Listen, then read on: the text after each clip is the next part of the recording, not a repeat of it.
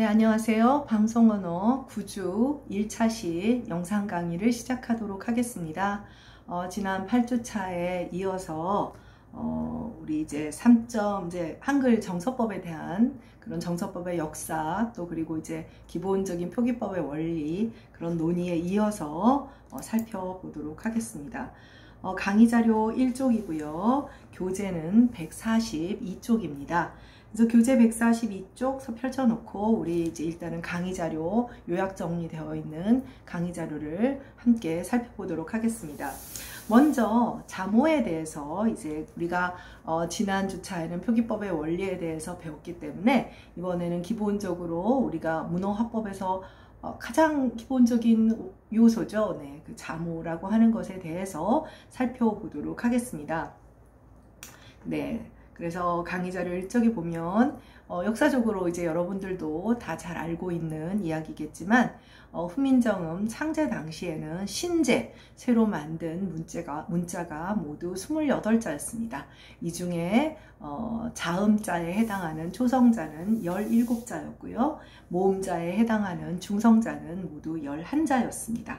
네.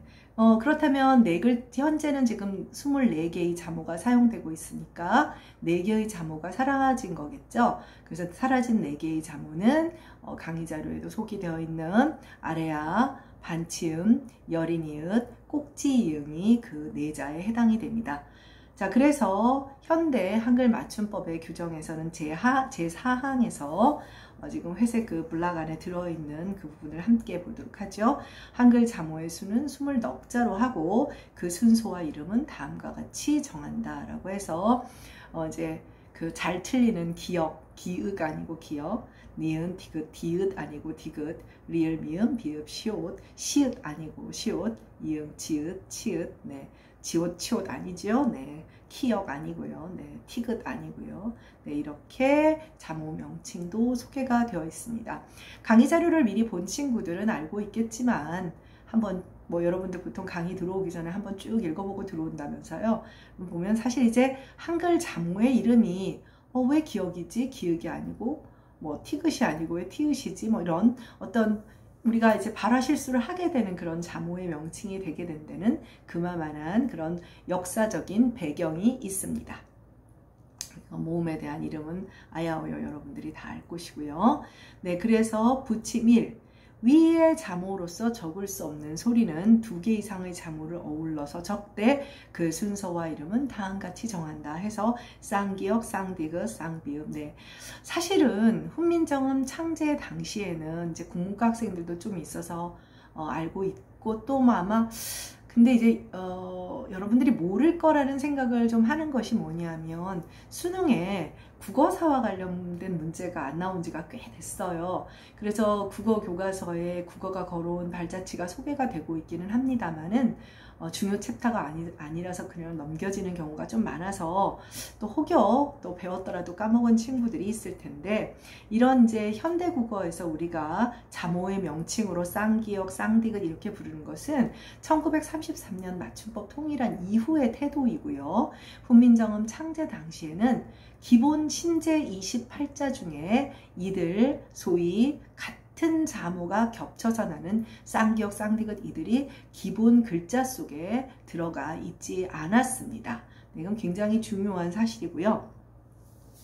그래서 그러면 경음을 표기하기 위해서 그럼 옛날 조상들은 어떻게 했나요? 라는 궁금증이 생길 겁니다. 경음, 소위 된소리를 표기하기 위해서는 이제 전문용어로 뒤에 가면 설명이 좀 있습니다. 시옷계 합용병서라고 하는 소위 된시옷 표기를 가지고 이제 경음 표기를 했습니다. 그래서 사실 훈민정음 창제 당시에는 이들 쌍기역, 쌍디귿, 쌍비읍 이런 소리들이 우리말 표기, 즉 고유어 표기를 위해서 선택된 글자들은 아니었습니다. 그러나 훈민정음 창제 당시에는 물론 이 문자들이 있었고요. 이 문자들은 동국정문식 한자음 표기라고 해서 한자음의 교정 한자음이 좀 이제 한자가 유입된 이후 수천 년 지나니까 본토 발음에서 멀어졌다 하여 이 한자음을 교정하기 위한 그런 수단으로 이들 쌍기역, 쌍디귿들이 사용되었습니다. 그래서 그런 것을 이제 동국정운이라고 하는 한자음 교정서가 있는데요. 세종대왕 당시에 편찬된 그런 동국정운의 한자음, 교정 한자음 표기를 위해서 이들, 쌍기역, 쌍디귿이 사용됐습니다. 그러니까 이들 문자는 원래 15세기에 있었지만 기본 28자에 들어가지 않았고 현재와 같이 경음 표기를 위해 사용되지 않았다.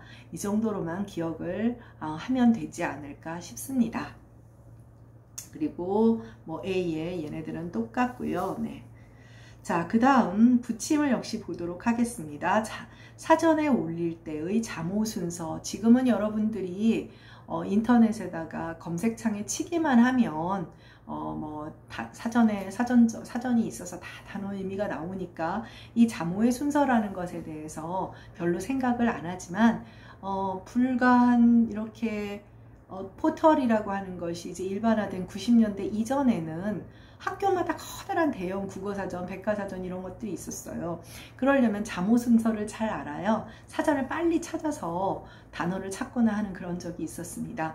선생님이 이제 그 선생님 모교에서 대학원에 진학을 할 때 그때 이제 제2외국어로 이제 불어나 여러분들과는 달리 그 시절에는 프랑스어 아니면 독일어를 다 했었는데요.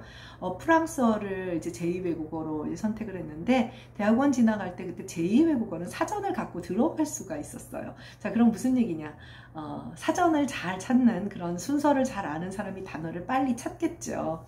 그러니까 알파벳들 불어도 아베세데 이렇게 알파벳의 순서가 있는데 국어사전도 마찬가지입니다. 그래서 이 순서를 특히 이제 모음의 순서가 우리는 흔히 아야어여 이렇게 생각하지만 모음의 순서가 그렇지 않아요. 아이, 야이 이렇게 되어 있습니다. 한 가지 여기서 보태어 여러분들한테 지금 강의 자료에는 소개가 안 되어 있습니다만은 북한 사전 같은 경우는 이응으로 시작하는 단어들이 맨 뒤쪽에 가 있는 경우가 있어요.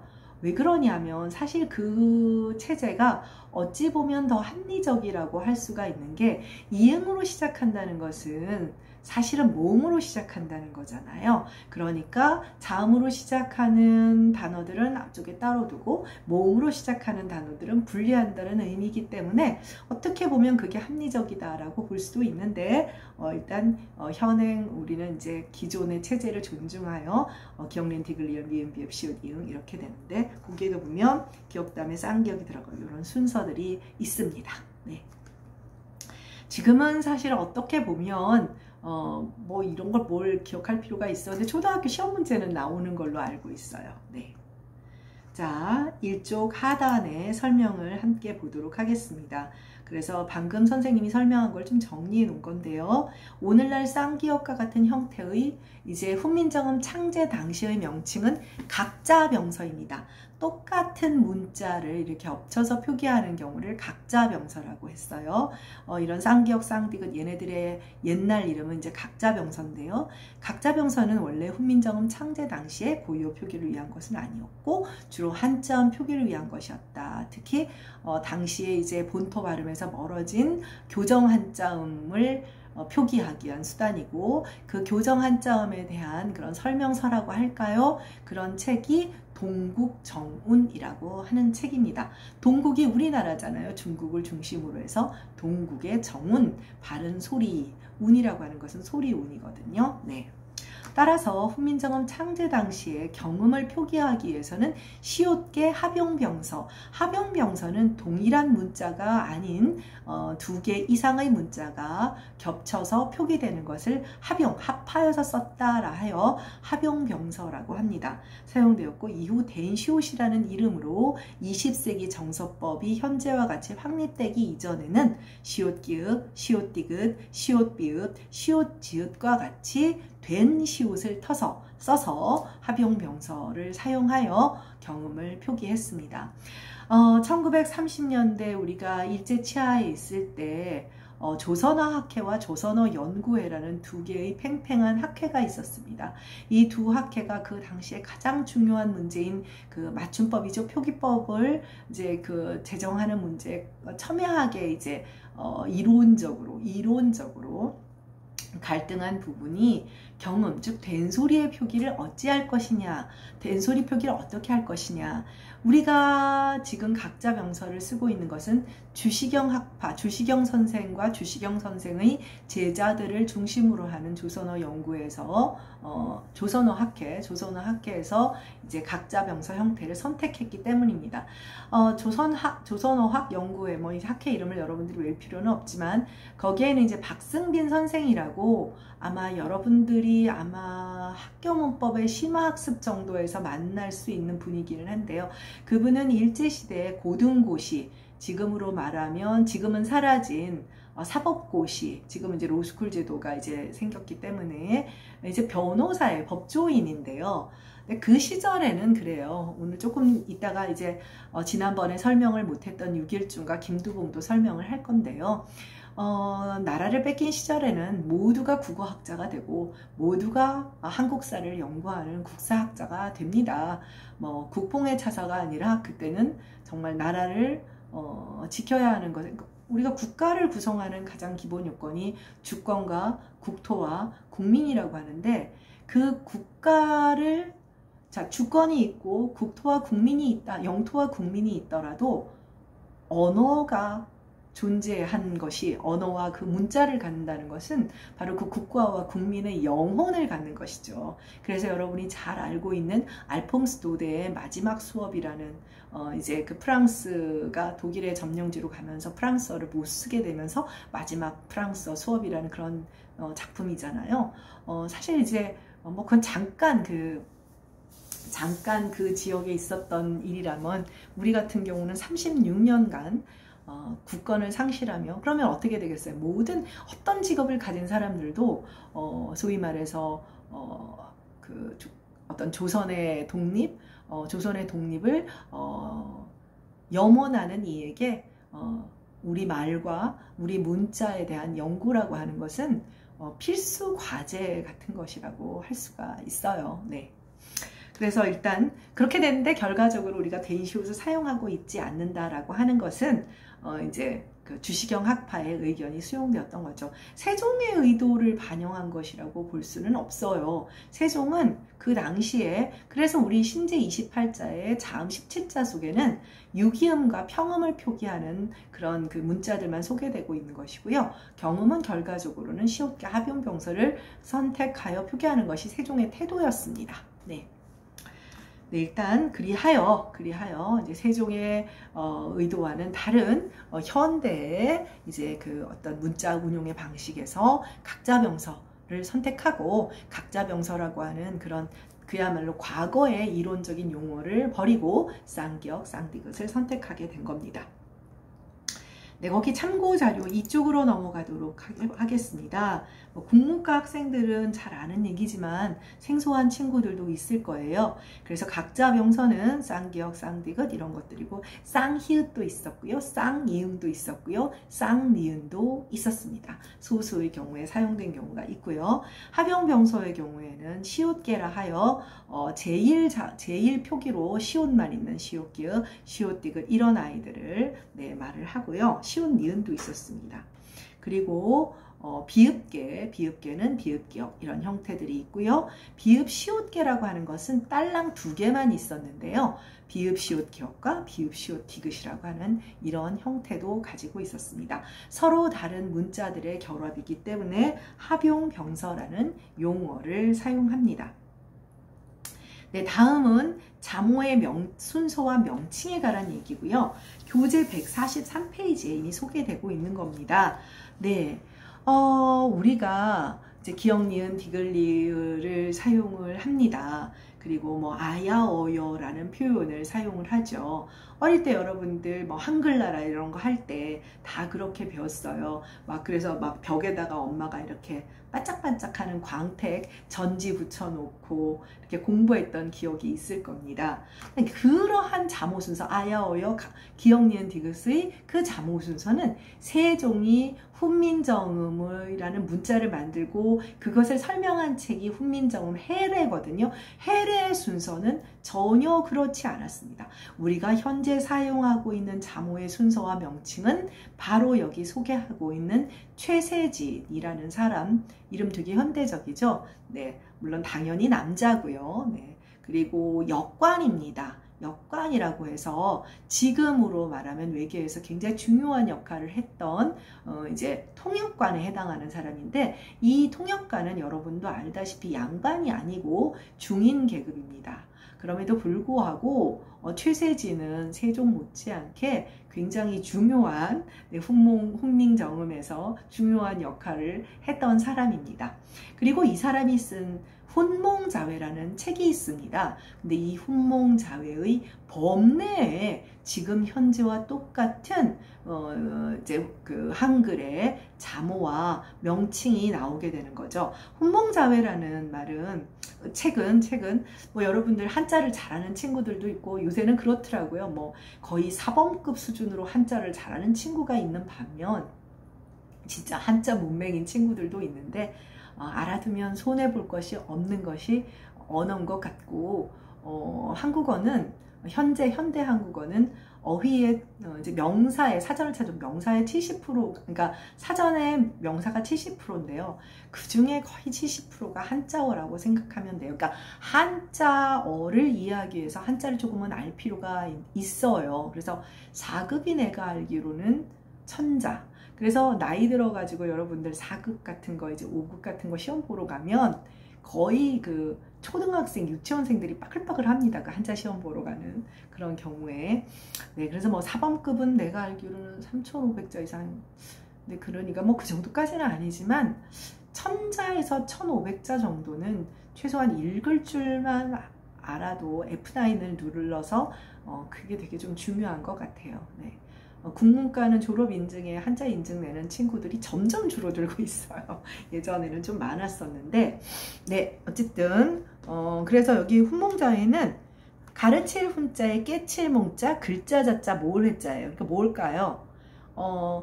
가르쳐서 깨치게 하는 글자들의 모임. 사실은 어린이들을 가르치는 초학서예요. 그러니까 말하자면 초등학교 교재 정도 되는, 예전에 이제 그 서당에서 훈장님한테 한 4, 5살 때부터 이제 한자를 배우게 되는데, 여러분이 알고 있는 가장 대표적인 초등학교 교과서가 그 천자문이죠. 그러니까 딱 천자를 가르치는 거고요.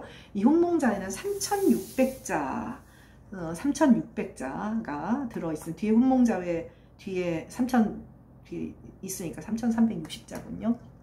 그러니까 이때 한 뭐 10살 이전의 아동들이 배우는 걸로는 근데 이게 굉장히 그 당시엔 중요한 거니까 여러분들은 이것저것 다 배워야 돼서. 그래서 여기 잠깐만 한자를 보면, 여러분들이 이제 한자를 잘 몰라서 모르는 친구들은 좀 낯설 텐데, 자, 옛날 책들은 오른쪽부터 보는 것이 아니라 왼쪽부터 봅니다. 왼쪽. 네, 지금 이쪽 함께 보면서 왼쪽부터 볼게요. 선생님 죄송합니다. 선생님이 오른쪽 왼쪽이 헷갈려서 네, 그래서 지금도 운전면허가 있음에도 장롱면허예요. 선생님 깜빡이도 오른쪽 왼쪽이 헷갈려. 미안해요. 제가 그 오른쪽부터 오른쪽이요. 오른쪽. 초성, 종성, 통용, 팔자라고 되어 있습니다. 그래서 초성과 종성, 즉 첫 글자와 받침 글자를 두루 쓰는 8글자다. 그게 바로 기역, 니은, 디귿, 리을, 미음, 비읍, 시옷, 이응이에요. 그래서 기역 밑에 봤더니 그 기자에 맡을 역자, 기역 이렇게 되어 있고요. 그 다음에 니은 밑에는 니은 이렇게 되어 있고요. 디귿 밑에 지말 이렇게 되어 있습니다. 지말 현대 한자음이에요. 모찌자에 끝말자가 되어 있습니다. 근데 그 끝말자엔 또 동그라미가 쳐져 있네요. 그 다음에 리을은 리을, 미음은 미음, 비음 밑에는 비읍. 그 다음 시옷이 또 가관입니다. 떼시자에 오드자를 썼어요. 자, 한자 음대로 읽으면 시의입니다. 그 다음에 이응은 역시 이응입니다. 자, 문제가 되는 거 3개가 있죠. 기역하고 그 다음에 디귿하고 시옷이죠. 자, 여러분 조금만 눈치가 있는 친구들이라면 사실 이 부분에 대해서 중고등학교 국어교과서의 심화학습 이거 설명하는 게 꽤 많아요. 대부분 하고 있는 걸로 알고 있어요. 그래서 여기 보면 자, 기역에 역이 된 이유가 있습니다. 만약에 최세진이 이거는 결국 여러분들이 여기서 힌트를 얻어야 되는 것은 초등학생들이 훈몽자회, 한자를 배우는 초등학교 교과서예요. 훈몽자회는 한글을 배우는 것이 아니라 한자를 배우는 초등학교 교과서 3360자를 한자 3360자를 배워야 하는 그런 교과서예요. 그런데 그 앞에 법례에 마차 사진의 법례처럼 앞쪽에 이렇게 갑자기 훈민정음 한글을 설명하고 있어요. 뭘까요? 여러분 5편 한자 찾아보면 어떻게 나와요? 왜 찾아요? 한자 찾아보려고 음과 뜻 찾아보려고 한자 찾잖아요. 그쵸? 똑같습니다. 그러니까 뭐냐면 하늘 천자 한자 딱 써놓고 그 밑에 하늘 천 이렇게 붙여놓는 거예요. 하늘은 뜻이고 그 다음에 천은 음이죠. 그거를 한글로 붙여놓으려고 하면 한글을 읽을 줄 알아야 될 거 아니에요. 그래서 그 한글을 법례의 앞쪽에 소개하고 있는 겁니다. 그러니까 지금 이 앞에 붙어 있는 한글은 한자 3360자를 어린아이들에게 가르쳐주기 위한, 그래서 그 밑에다가 작은 글씨로 뜻과 음을 붙여주기 위한 수단인 것이죠. 수단으로 앞에 한글을 소개한 거예요. 자, 그래서 기역이 왜 기역이냐? 아이씨 헷갈리게 기역, 헷갈리게 왜 역이냐? 만약에 최세진이 역이 아니라 지옥 옥자를 썼다든가 뭐 억억자를 썼다든가 그러면 기억이 될 수도 있고 기옥이 될 수 있고 음악 악자를 썼으면 기악이 될 수도 있고 약속 약자를 썼으면 기약이 될 수도 있었어요. 정말 우연히 맡을 역자가 선택된 거예요. 그러면 왜 윽을 선택하지 않았냐고요? 사실 예전에 여러분 선배 같으면 당연히 알아요. 한자음에 윽이 없습니다. 한자음에 윽이라고 하는 한국 한자음이 없어요. 은도 있고 을도 있고 음도 있고 읍도 있는데 윽은 없어요. 그러니까 우연히 그냥 최세진이 역자를 선택한 거예요. 자, 그럼 기역은 뭐냐? 초정성 통용팔자라고 했잖아요. 그러니까 초성에 올 때는 그 기자의 그 기역 소리하고 같고 받침 소리에 올 때는 맡을 역자의 그 받침 소리랑 같아요 라는 거지 자모의 명칭이 아니라는 뜻입니다. 자, 그럼 니은도 당연히 알겠죠? 그러면 디귿이 문제입니다. 왜 지말일까요? 황당하죠? 자, 최세진이 살던 시절에는 국외음화가 일어나지 않았습니다. 국외음화가 뭔지는 알죠? D가 G가 되는 현상이죠. 벼가 저가 되는 현상입니다. 그러니까 무슨 얘기냐? 지금은 연못, 못지자, 연못지자거든요. 근데 지금은 G지만 그때는 국외음화가 일어나지 않아서 D인 것입니다. 그리고 왜 말자를 썼느냐? 이게 끝말자예요. 끝말자. 자, 그때는 경음화가, 어두 경음화가 일어나지 않아서 근말이었어요. 끝말이 아니라 근말. 근말인데 동그라미를 친 이유는 음이 없으니까 뜻을 읽으라는 뜻이에요. 자, 무슨 얘기냐? 근말이죠. 말은 말이 안 되잖아요. 그러니까 뜻을 읽어서 디귿이라고 읽으라는 거예요. 한국 한자음은 디귿 말음이 없습니다. 한국 한자음에는 디귿 말음이 없어요. 그러니까 음이 아니라 뜻을 읽어라 라는 뜻에서 동그라미를 쳐놓은 것입니다. 자, 그러면 훨씬 쉬운 시옷은 내가 설명하지 않아도 되겠죠. 시는 아무 문제가 없고요. 옷의자 아닙니까? 옷의. 그러면 역시 동그라미를 쳤으니까 의를 읽지 말고 그럼 어떻게 해야 돼? 의미를 읽어라. 그러니까 시옷이라고 읽어라. 한국 한자음에는 디귿 말음이 없기 때문에, 음의 디귿 말음이 없기 때문에 디귿과 시옷은 이런 상황이 돼서 뜻을 읽게 된 것입니다. 이해가 가죠? 네. 결과적으로 우리가 한글 자모의 명칭이라고 생각하는 이들은 자모의 명칭으로 최세진이 만들어 놓은 것은 전혀 아니고요. 어디까지나 아이들에게 한자음과 또 한자의 뜻을 한글로 써서 알려주기 위한 그런 하나의 수단이었던 것 뿐이죠. 네.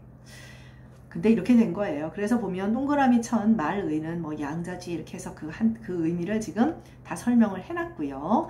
그 다음에 중간쯤에 보면 키역자가 보이죠. 키역이 보이는데 그 옆에 보면 초성 도경 팔자, 즉 키역, 티읕, 피읕, 지읒, 치읒, 반침 이런 것은 초성에만 도경, 오로지 쓰이는 8글자다 라고 되어 있어요. 근데 이게 키역은 참 뭐라고 딱 되어 있냐면 동그라미 저 크기, 이게 키 할 때 기자거든요. 키질하다. 그 농기구 중에. 그러니까 동그라미 쳐서 키로 읽으라고만 했지, 이게 초성에만 오니까 종성의 그 쓰임을 알려줄 필요가 없는 거예요. 그렇게 돼버린 거야. 그러니까 얘는 키역이 됐다가 막 이 발음을 어떻게 할지 고민을 하는 문제가 생겨버린 거죠. 지금은 우리가 키읔으로 고정을 했지만, 네. 나머지도 같은 맥락에서 이런 문제가 생겼고요. 그리고 그 옆에 아야어여 보면 중성, 도경, 11자, 중성에만 오로지 쓰이는 아야어여, 오요오요, 이 순서도 최세진의 훈몽자에서 비롯된 겁니다. 그러니까 참 재미있죠. 최세진은 자모의 명칭과 순서를 한글을 위해서 만든 것은 아닙니다. 네, 그러면 최세진이라는 사람이 어떤 사람인지 한번 살펴보도록 하겠습니다. 네, 강의 자료 이쪽 하단에 있습니다. 최세진은 1468년 15세기 중후반에 태어나서 네, 이제 16세기 중반에 죽은 중국의 성문학자, 말하자면 중국어를 전공한 의문학자다, 어학자다라고 생각을 하면 됩니다. 그래서 이 사람은 연산군 8년에 굉장히 여러 명의 임금을 거친 사람이에요. 역관이다 보니 여러 가지 시끄러운 정쟁 속에서도 전문직으로 살아남은 사람이라고 할 수가 있죠. 봉, 세자, 별시. 이제 별시라고 하는 것은 일반 우리가 말하자면 그 입시가 있을 거 아닙니까? 근데 입시에 늘 정해진 정시라고 해야 되나요? 그게 아니라 세자를, 그러니까 특별한 경사스러운 일정이 있을 때 특별한 시험을 봐요. 과거 중에서도 과거를 볼 때. 그래서 그것을 세자를 봉할 때 하는 그런 별시라고 합니다. 여러분, 과거 제도는 언제부터 있었을까요?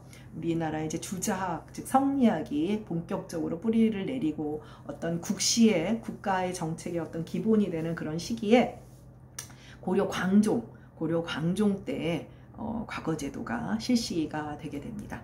거기서 2등으로 급제하여 동지중추부사, 이제 동지중추부사가 뭐냐면 주로 이제 중국에도 가고 뭐 일본에도 가고 그런 직책입니다. 능통한 중국어와 이문이라고 하는 것은 여러분들이 중고등학교 때 배웠던 차자표기에 이두가 있을 겁니다. 한자를 이용하여 행정문서를 우리나라의 행정문서를 만드는 그런 글인데, 이문은 한자를 이용했지만 어순이 우리말 어순이에요. 그러니까 변형된 한문이라고 해야 되겠죠. 한문이라고 할 수는 없고 이두문이라고 부릅니다. 뭐 그 정도로 하고, 주로 이 이문은 이두문, 정확하게 말하면 이두문인데요. 이문은 그 행정문서에만 주로 사용이 되었습니다. 중국에서 사신이 올 때마다 통역을 담당했고요. 중인 출신이라 워낙에 똑똑하고 능력이 있어서 임금의 총애가 있었는데 양반들이 좀 미워하고 그러기도 했죠. 네, 그래서 뭐 중종과 이 성종, 중종 시절에 가면 이제 그 조선의 이제 가장 안정된 문화를 꽃피우는 그런 시기거든요. 자의정 남곤의 변호로 고비를 넘기고 40여 년간 현직에 있으면서 저작 7종과 번역 언해 등 아주 대단한 17종의 저수를 남겼습니다. 정말 이게 그 중국어에 대한 것뿐 아니라 전반적으로 굉장히 중요한, 그리고 이제 다른 언어를 이제 뭐 관련된 일종의 현대식으로 말하는 사전이나 뭐 어학 교재들을 쓰다 보면 당연히 우리말에 관한 자료들이 들어가게 되잖아요. 그래서 국어사에서도 굉장히 중요한 인물로 단독 연구가 되는 중인임에도 불구하고, 네, 언어학자로서 굉장히 혁혁한 역량을 발휘한 사람입니다. 사성통해라고 하는 것은 사성, 그러니까 중국의 성조가 있으니까 중국어에 대한 것이고, 번역 노골대, 번역 박통사, 노골대나 박통사는 중국책이에요. 중국어 회화책이랍니다. 네, 그 시절에도 다 회화책이 있었습니다. 근데 중국에 말하자면 지금 ETS에서 나오는 토플 책을 우리가 번역해서 쓰는 것들이 있잖아요. 그런 것도 만들고 방금 소개한 훈몽자회라든지 이도문에 대한 것들을 연구한 이문집남이라든지 그래서 16세기 초 중기 국어와 한자음 그리고 중국어학에 아주 큰 공을 세운 그런 언어학자라고 할 수가 있습니다. 그리고 훈몽자회라는 책은 1527년에 뭐 여러분들이 한국사 시험을 보거나 그럴 때 뭐 최세진을 구체적으로 묻지 않아도 훈몽자회는 물어볼 수도 있을 만한 그런 중요한 책입니다. 어린이용 한자 교학서입니다. 요런 지금 그 우리 여러분 3쪽 같이 보고 있죠? 네, 3쪽. 이거는 네, 교재는 없고요. 교재는 없고 선생님이 지금 소개한 건데 여기 보다시피 이렇게 그래서 여기 밑에 보면 그 큰 한자들 밑에 한글이 보이잖아요. 그래서 요 범내에서 한글을 배우게 하고 그다음에 우리가 지금 한자를 공부하는 방식과 똑같이 그 아이들 16세기의 아이들도 한자를 공부한 것입니다. 네, 그래서 요거 책 아주 귀한 책입니다. 최세진이 어린이들의 한자 학습을 위하여 네, 3쪽 네, 함께 봐주십시오. 강의 자료 3쪽입니다. 1527년에 간행된 이래 여러 차례 중간 계속 말하자면 좋은 책이라서 거듭 인쇄를 해서 쓴 거예요. 그 당시 한자 학습에 사용된 천자문과 유합 이게 유합이라는 말은 뭐냐면 이제 그 말하자면 어휘집이에요. 어휘집. 그러니까 한자를 가르치고 어휘집 이렇게 생각하면 됩니다. 사전하고 사전 어휘집 뭐 그런 짬뽕 뭐 이런. 그래서 유합의 내용이 실제 경험 세계와 너무 직결되어 있지 않다. 그래서 애들이 너무 추상적인 글자뿐 아니라 실제로 사용되는 글자들을 배워야 한다. 그래서 새, 짐승, 풀, 나무의 이름과 같은 실제로 사용되는 글자를 위주로 교육할 것을 주장하여 이 책을 편찬을 했어요.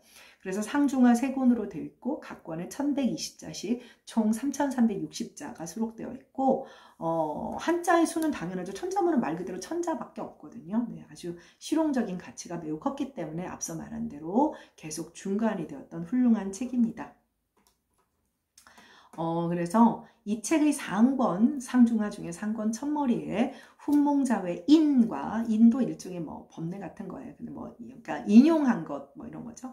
법례의 끝에 언문자모. 이제 이 언문이 훈민정음이죠. 그 당시 한글 체계와 용법에 대한 간단한 설명이 붙어 있고 이는 우리 문자사에 아주 중요한 기록이다. 이 언문자모 때문에 최세진은 한글 자모의 이름을 지은 장명의 아버지로 간주되기는 하지만 8글자만 받침으로 출사했다는 규정을 만든 장본인으로 비판받기도 한다. 왜냐하면 초정성 통용 8자 그러면 8중성 그러니까 현대국어와는 달리 표음적 표기법을 이 사람이 한 거다. 근데 사실은 아니에요. 세종도 이미 알고 있었다는 얘기를 했잖아요. 그러나 언문자문은 그 당시에 널리 행해진 관습을 최세진이 정리해 놓은 거고 이것이 이분이 창의적으로 독창적으로 주장한 것은 아닙니다. 그래서 요게 이제 여기에서 소개한 훈민정음이나 뭐 한글이란 표현도 당연히 없고 언문자모에서 초정성 통용 팔자냐 초성 독용 팔자냐 이런 내용들까지도 이론적으로 큰 의미가 되어서 이제 학자들의 관심의 대상이 되었죠. 네, 오늘은 그 1차 시에서는 한글 자모의 유래에 대해서 좀 살펴봤습니다. 2차 시에서 만나도록 하겠습니다. 수고했습니다.